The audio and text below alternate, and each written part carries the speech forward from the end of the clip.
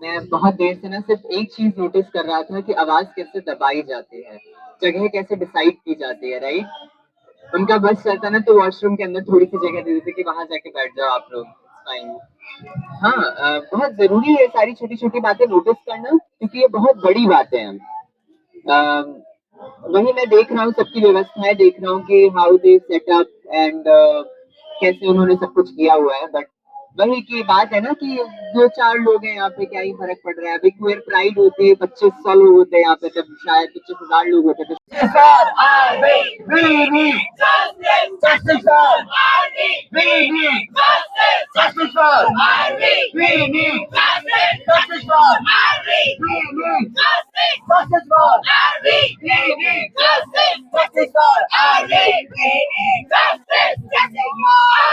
और कितने को मारोगे, और कितने को मारोगे, और कितने को मारोगे, और कितने को मारोगे, और कितने को मारोगे, और कितने को मारोगे, और कितने को मारोगे, और कितने को मारोगे।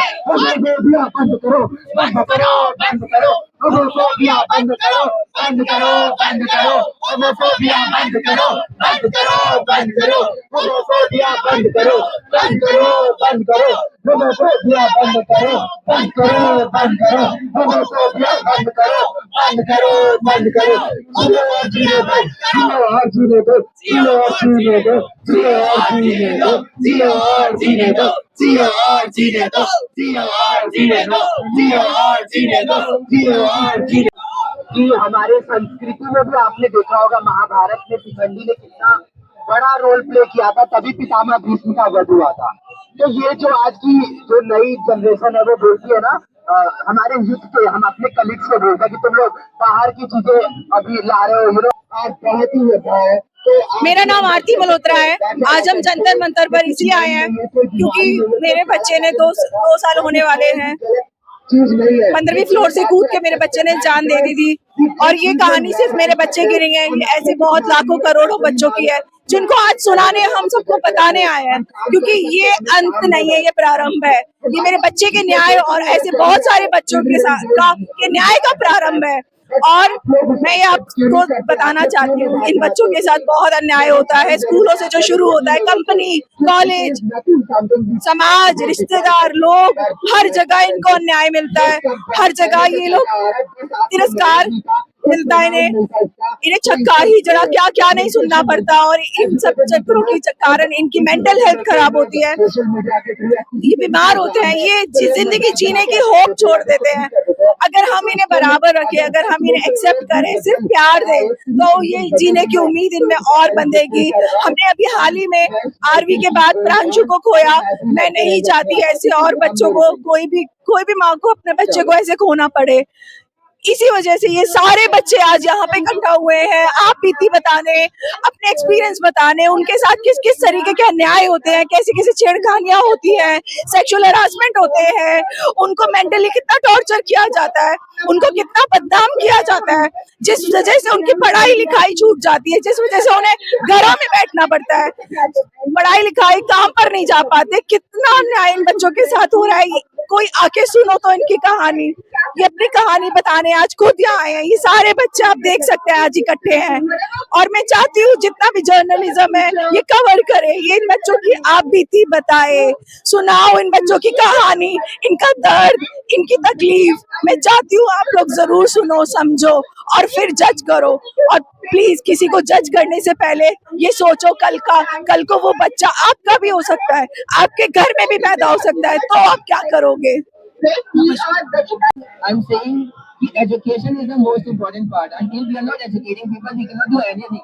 Protesting will also not help us until we are not educating the people. We need to bring these things in our syllabus, in our school. कि sexuality क्या होती है, gender क्या होता है, and these are natural things. We need to educate students who are in school right now, because later on they will also face the same problem when they are coming out in their professional life. Because I have faced this thing. When I was in school, I was not educated about these things. I used to consider myself as a transgender. People used to call me chhakka and all, even though I did not do anything related to feminization and all.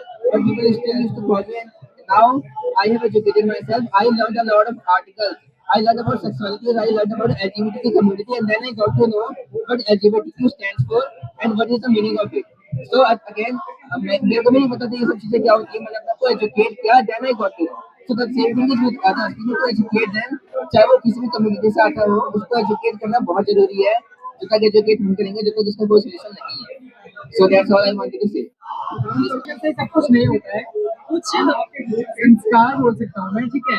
सामने वाले ने क्या पहना है, चीकू ने क्या makeup किया है, वो हमें ये पता कि लड़का क्या करता है, लड़की क्या करती है, एजुकेशन से नहीं आता। हमें बचपन से ही सिखाया जाता है कि तू लड़का है तू पैंट पहनेगा, वो लड़की है वो स्कर्ट पहनेगी। भाई क्यों हो, मेरी मर्जी, मेरी चॉइस है, मैं अपने शरीर को किस हिसाब से रखूँ। मेरा मन है मैं स्कर्ट पहन के रखूंगा, मेरा मन है मैं पैंट पहन के रखूंगा, ठीक है। इट्स नॉट अबाउट कि एजुकेशन से चीज होती है, हाँ एजुकेशन हेल्प करती है, बट एजुकेशन आना चाहिए कहाँ पे। जैसे अभी क्या है, लोगों को हम लोग को बचपन से ही सिखाया जाता है कि वो लड़का है वो लड़की है, थर्ड जेंडर के बारे में नहीं पढ़ाया जाता। बच्चों की बुक्स में वो चीज आनी चाहिए। हमें राइट से पहले ना ये चीज लानी चाहिए, राइट्स तो हमें जब मिलेंगे तब मिल जाएंगे।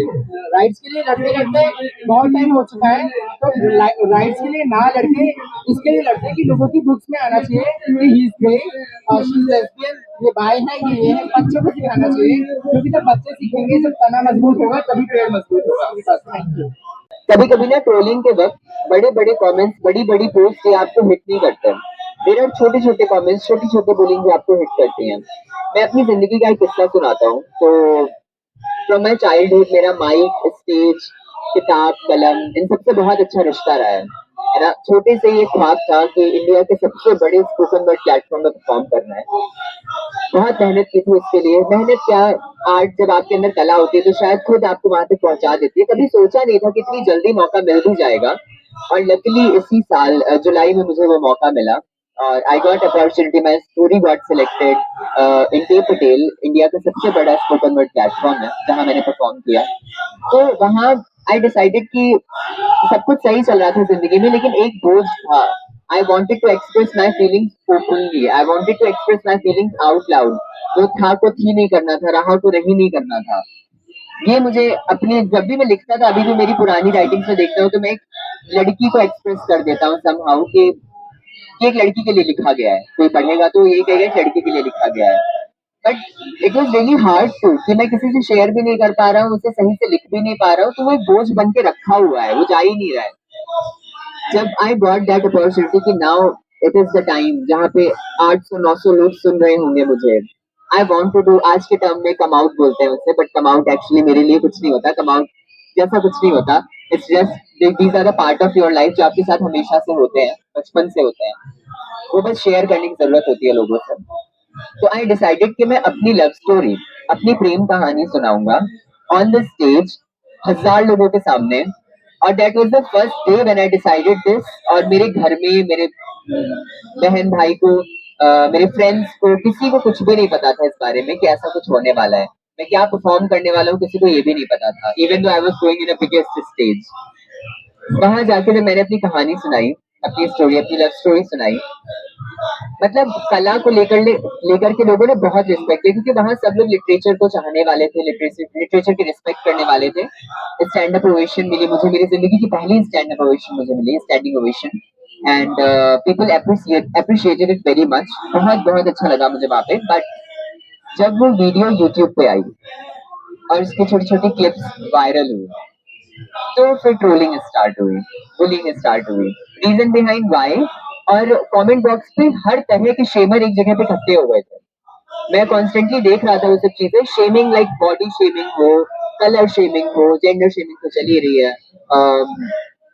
लड़की जैसे दिखते हो, कितने पतले हो, ये क्यों पहना है, ये क्यों पहना है। रीजन बिहाइंड वाई, क्योंकि मैंने खुद को खुल के एक्सेप्ट किया था उस दिन।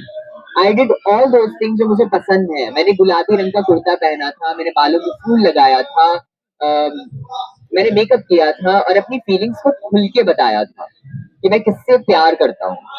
बस इतना ही किया था, जो कि सोसाइटी को खल गया। ठीक है। उसके बाद मिली ट्रोलिंग, और इतनी गंदी गंदी ट्रोलिंग कि तुमने राम का नाम कैसे ले लिया अपनी स्टोरी में, तुम भगवान अलाउड नहीं है, तुम नाम नहीं ले सकते, लोगों को तुम मर जाना, मतलब एक्सट्रीम। आप सोशल मीडिया पे जाकर अभी भी कमेंट्स चेक करोगे, आई गॉट टेक्स्ट फ्रॉम टे पटेल कि हम कमेंटिंग ऑफ कर देते हैं, बट आई सेड नहीं, कमेंटिंग ऑन रहने दो। I want people, I want my people to see, देखो क्या होता है। शायद ही, क्योंकि मेरी जिंदगी में मेरे बहुत सारे ऐसे दोस्त हैं जिनका सिर्फ मैं ही फ्रेंड हूँ जो LGBTQI कम्युनिटी से आता है, उसको कोई फ्रेंड नहीं है। तो इट्स मोर इम्पोर्टेंट कि वो जाकर देखें कि होता क्या है एक्चुअल में, क्योंकि उन्होंने भी चीज एक्सपीरियंस नहीं की है। लेकिन इतना सब कुछ हो रहा था, इतने बड़े बड़े कमेंट्स आ रहे थे, वो मुझे हिट नहीं कर रहे थे।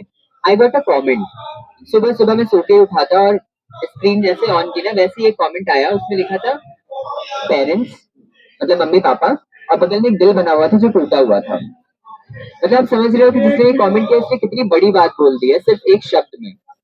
और वहां जाके मुझे बड़ा गिल्ट हुआ कि यार मैंने गलत कर दिया, मम्मी पापा को बुरा लग गया होगा, मुझे नहीं करना चाहिए था। कितना बुरा लगा होगा किसी मम्मी पापा को ये जान के कि उनका बच्चा गे है या उनका बच्चा लेस्बियन है, एनीथिंग लाइक दैट। तो मुझे उस टाइम इतना ज्यादा गिल्ट हुआ, इतना ज्यादा गिल्ट हुआ कि पूरे दिन वही सोचता रहा मैं। At a point of time I got depressed Indeed कि आई वाज डूइंग ग्रेट, इतना सपोर्ट इतना प्यार मिल रहा था एक तरफ, but still I was so depressed eight that time. मुझे लगा नहीं, बहुत बड़ी गलती कर दी मैंने, नाउ इट्स डन। थैंकफुली 2 दिन ऐसे हुए कि I was so much into that. मेरी बहन ने ये चीज नोटिस की and she reached out to me, क्या हुआ है तुम्हें, सब ठीक है ना? मैं बोला हाँ यार सब ठीक है, क्योंकि ट्रोलिंग तो चली रही थी, वो सबको पता था कि ट्रोलिंग चल रही है। लेकिन कुछ फिर मैंने दी को बताया कि ऐसी ऐसी बात हुई है, ऐसा कमेंट आया, तो जो मुझे बहुत ज्यादा हिट कर गया है। उसी टाइम उन्होंने मम्मी को फोन किया, मेरी बात करवाई, सब कुछ बहुत सही था यार। मेरे घर वाले बहुत वेलकमिंग है इस चीज को लेके, they are very accepting.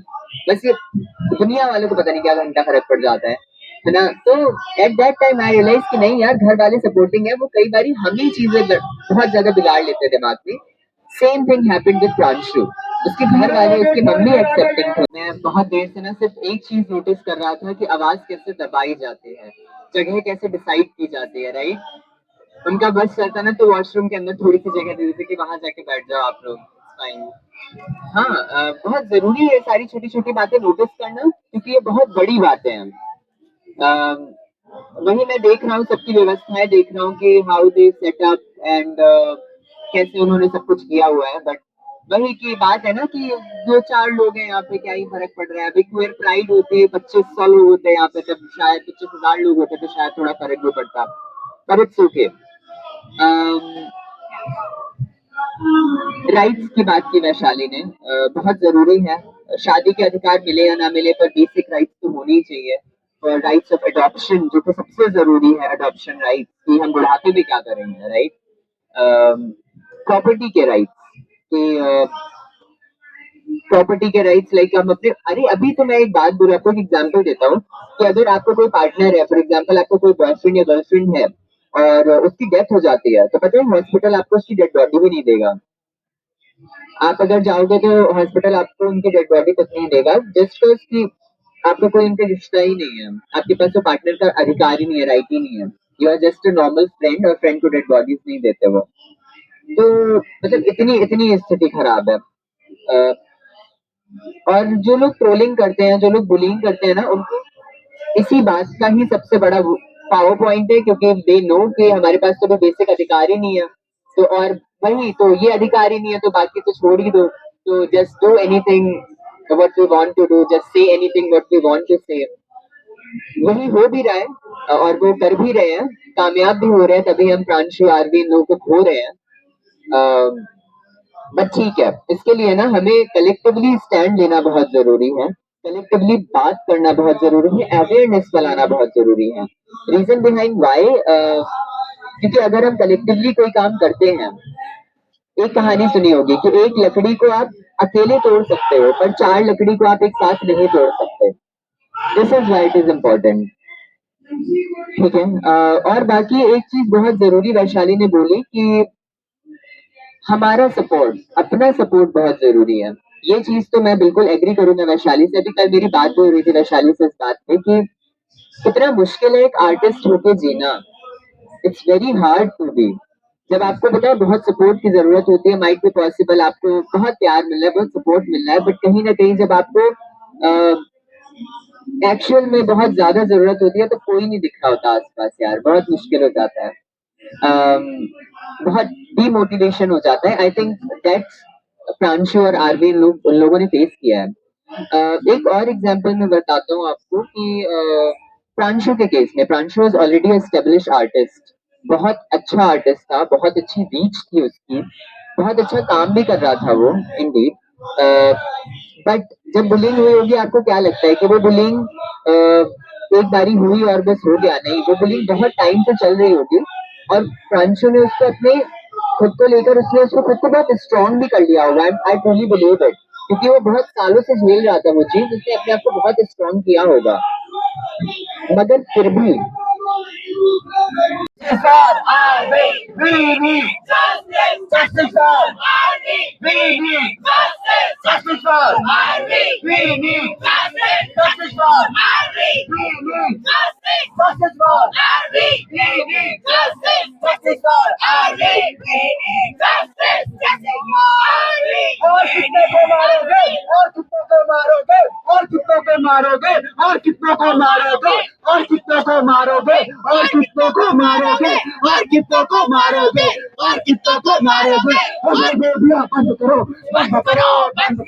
Homophobia बंद करो, बंद करो, बंद करो, होमोफोबिया बंद करो, बंद करो, बंद करो, होमोफोबिया बंद करो, बंद करो, बंद करो, होमोफोबिया बंद करो, बंद करो, बंद करो, होमोफोबिया बंद करो, बंद करो, बंद करो, होमोफोबिया बंद करो, बंद करो, बंद करो, जियो और जीने दो, जियो और जीने दो, जियो और जीने दो, जियो और जीने दो, जियो और जीने दो, जियो और जीने दो, जियो और जीने दो, जियो और जीने दो, जियो और जीने दो, जियो और जीने दो। We need justice! Justice for Army! We need justice! Justice for Army! We need justice! Justice for Army! We need justice! Justice for Army!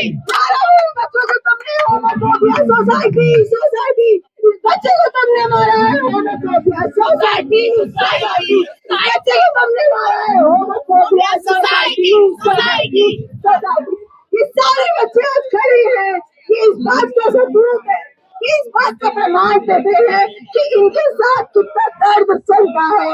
ये अकेले नहीं चलते, इनके साथ इतनी तकलीफें चलती है। कौन इनको सुनता है? कौन इनके साथ बैठता है? कौन इनके साथ बात करता है?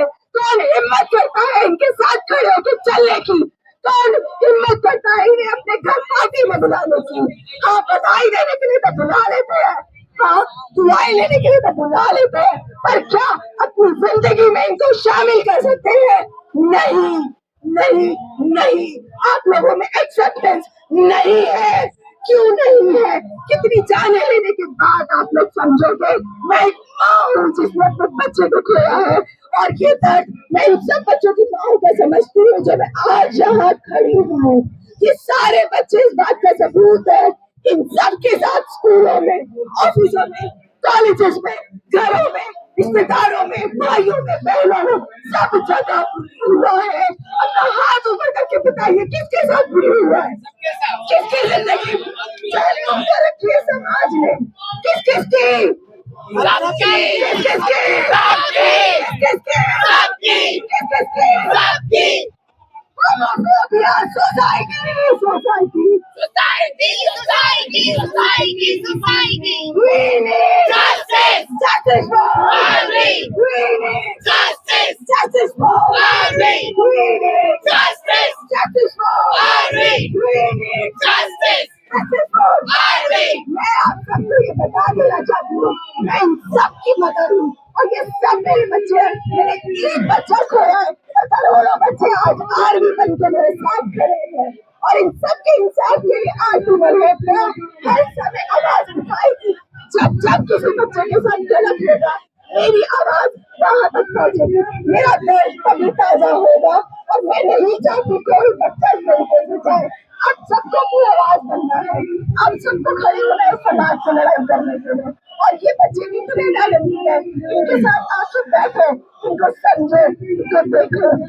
हर एक में ईश्वर की इतनी ब्लेसिंग्स है, इतनी ब्लेसिंग्स है, इतने प्यारे हैं ये, इतने सच्चे हैं, इतने दिल के प्यारे हैं, आप अंदाजा भी नहीं लगा सकते। कभी एक दिन जिंदगी का, महीने का एक दिन ऐसा बना लीजिए, मेरे साथ जुड़िए। मैंने आरवी के नाम से फाउंडेशन, अपने बच्चे के नाम से आरवी एस्थेटिक फाउंडेशन स्टार्ट किया है। उस फाउंडेशन में ये सारे बच्चे सपोर्ट करते हैं, ये सारे वॉलंटियर्स हैं। ये सारे, क्योंकि ये फाउंडेशन आर्मी की नहीं, सब बच्चों की है। आज वैशाली ने इनिशिएट किया है, कल को आप लोगे, आप लोगे, आप लोगे, आप लोगे, हम सब लेंगे। हम नहीं रुकेंगे जब तक आर्मी को इंसाफ नहीं मिलेगा, ये मां नहीं रुकेगी। और मैं ये सबको बता दूं, ऐसे कोई ब्रांच, ऐसे कोई आर्मी नहीं जाने दूंगी मैं एक शेरनी की तरह खड़ी हूँ आप सबसे लड़ने के लिए।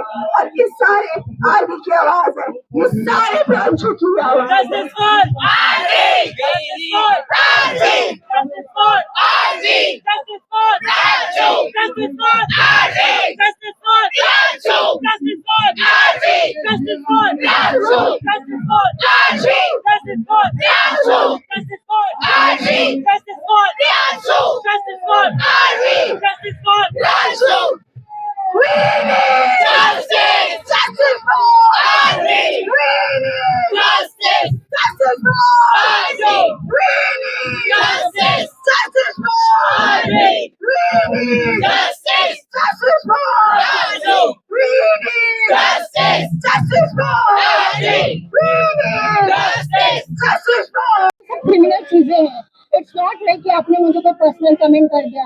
दीज आर क्रिमिनल थिंग्स, इनका क्रिमिनलाइजेशन होना बहुत जरूरी है, पहली चीज। दूसरी चीज कि पूरा एक सिस्टम लगेगा हमें ये पूरा भेदभाव हटाने के लिए, और ये सारा कुछ मैं कन्वर्सेशन स्टार्ट कर रही हूँ। We have to start the conversation कि हमें कैसे सेटअप चाहिए, कैसे काउंसलिंग चाहिए, कैसे बोर्ड चाहिए, सब कुछ। दूसरी चीज जो है कि लोग इंडिया में पुरुषों में रेप की बात नहीं करते, क्वीर कम्युनिटी में रेप की बात नहीं करते, सेक्सुअल हैरेसमेंट की बात नहीं करते, छेड़खानी की, स्टॉकिंग की, जो कि अब महिलाओं के लिए स्टॉकिंग एक क्रिमिनल ऑफेंस है। आप नहीं स्टॉक कर सकते लड़कियों को, जबकि क्वीर कम्युनिटी के लोगों के लिए कोई राइट्स नहीं है, चाहे वो पब्लिक प्लेस में, चाहे वो प्राइवेट स्पेस में है। तो पहले तो ये जो पूरा रेप का कॉन्सेप्ट है उसमें क्वीर कम्युनिटी के लोगों को और पुरुषों को भी शामिल किया जाए, उसको भी क्रिमिनलाइज किया जाए कि अगर कोई क्वीर कम्युनिटी के 5 साल 10 साल 20 साल किसी भी इंसान के साथ होता है तो उसके लिए भी कड़ी से कड़ी सजा हो।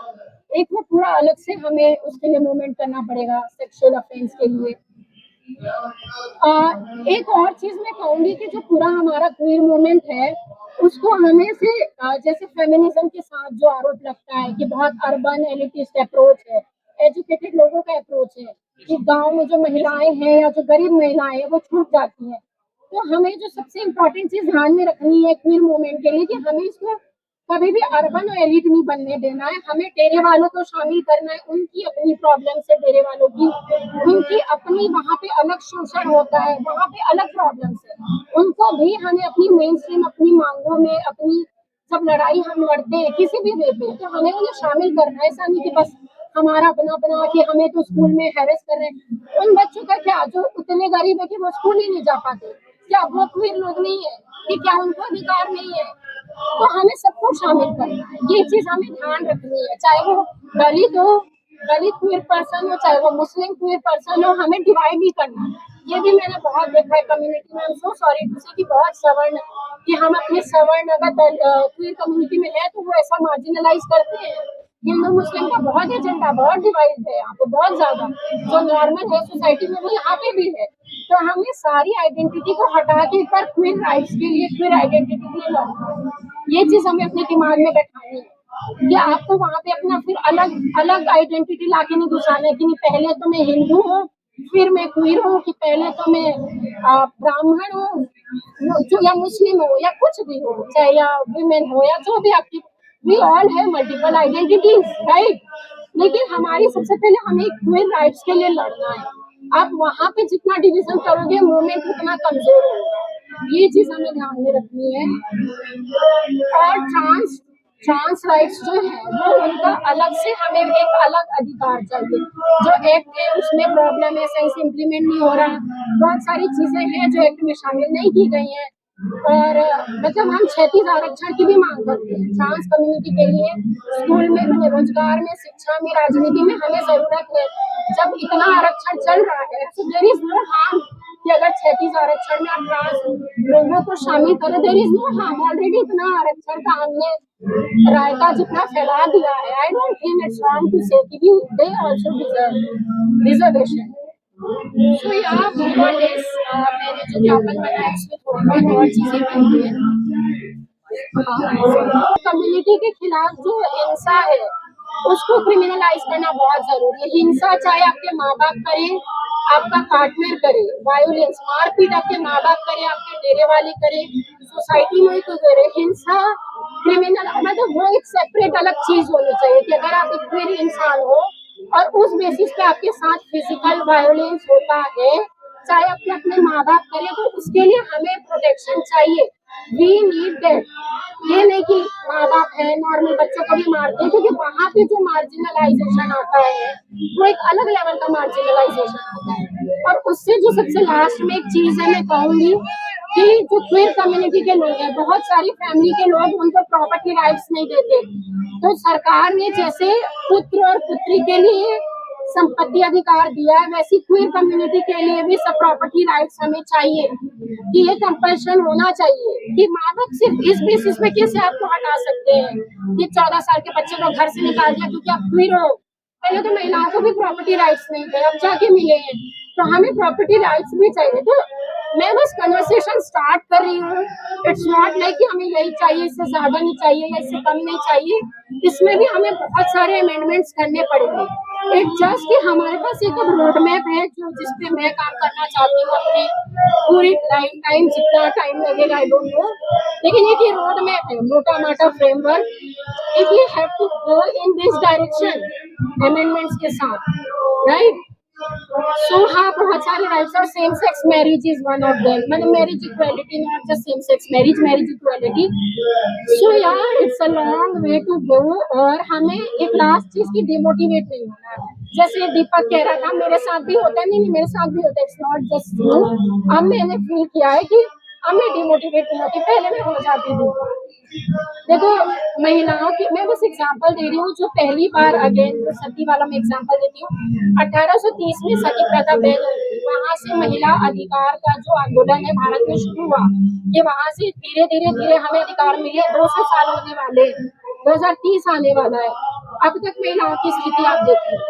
हमें 200 साल नहीं लगाने। आई एम नॉट सेइंग कि क्वीर लोगों को 200 साल वेट करना है, आई एम जस्ट सेइंग कि हमें प्रैक्टिकल होना है, डिमोटिवेट नहीं होना। प्रैक्टिकल होने का मतलब ये नहीं कि 20 साल बैठे रहेंगे, डिमोटिवेट नहीं होना है। हम लड़ेंगे और लड़ेंगे, ये डिमोटिवेट नहीं होना है। चाहे 1 साल लगे, चाहे 10 साल लगे, डिमोटिवेट किसी को नहीं होना है। हमारी लड़ाई हम सबका कॉन्ट्रीब्यूशन, हम चाहे 4 लोग इकट्ठे हो रहे हैं, चाहे वो 10 लोग हो रहे हैं, चाहे 2000 हो रहे हैं, हम सबका कॉन्ट्रीब्यूशन है। जैसे फ्रीडम फाइट जब हुआ था, जो फ्रीडम स्ट्रगल हुआ था, तो छोटे छोटे भी बहुत सारे मूवमेंट हुए थे। ऐसा नहीं कि सिर्फ एक क्विट इंडिया से हमें आजादी मिली, वो सबका योगदान था, तब जाके आजादी मिलती है, तब जाके सफलता मिलती है। तो आप सबका योगदान चाहे छोटा है बड़ा है, एक अकेला इंसान कर रहा है कि कोई, सब मिलके कर रहे हैं। आप कभी भी डिमोटिवेट मत हो, जो भी हमें राइट्स मिलेंगे हम सबके वो कलेक्टिव प्रयासों से मिलेंगे। तो बस यही इतना ही कहना था। Thank you so much. अब मैं हर्षित को बुला